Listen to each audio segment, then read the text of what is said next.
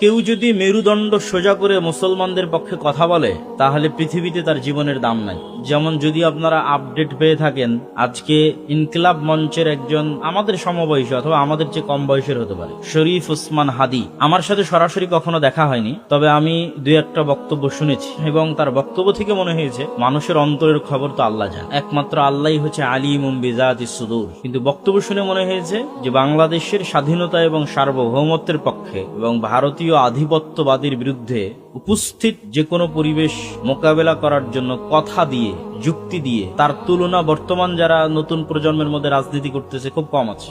আপনি অন্য দেশের গোলামি করে কথা বলেন, আপনার জীবনের নিরাপত্তা আছে, অন্তত এখান থেকে পালিয়ে পাশের দেশে তো বাঁচতে পারবেন। তাহলে ভিন্ন দেশের গোলামি করলে জীবনের নিরাপত্তা আছে, বাংলাদেশের পক্ষে কথা বললে জীবনের নিরাপত্তা নাই।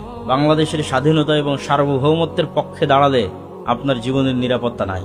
এটাই প্রমাণ করে যে বাংলাদেশের স্বাধীনতার মূল্য কি, আর বাংলাদেশের পক্ষে কথা বলার মূল্য কি, আর একটা মুসলমানের জীবনের মূল্য কি।